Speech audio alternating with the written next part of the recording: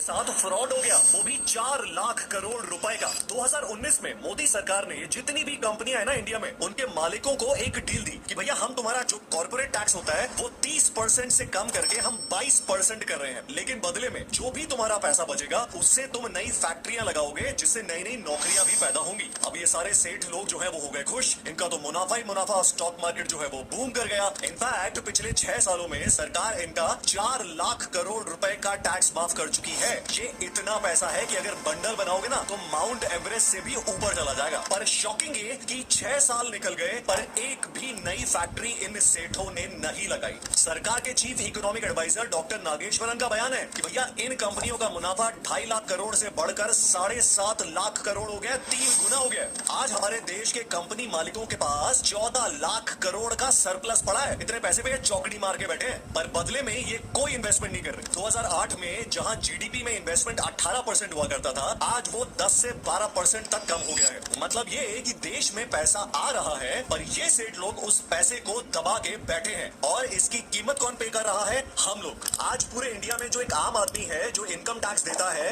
वो मिला के कॉर्पोरेट टैक्स से ज्यादा दे रहा है। मतलब ये कि जो सैलरी ले रहा है वो ज्यादा टैक्स दे रहा है, और जिसका मुनाफा हो रहा है वो कम टैक्स दे रहा है। मतलब कि जॉब नहीं है, सैलरी बढ़ नहीं रही है, ऊपर से कर्जा ले रखा है, लेकिन आम आदमी को टैक्स पूरा देना पड़ेगा। अब सीधा सवाल ये कि अगर ये कंपनियां वापस देश में इन्वेस्ट नहीं कर रही हैं, तो फिर इनको जो टैक्स कट मिला था वो कैंसिल क्यों नहीं कर देना चाहिए? हमारे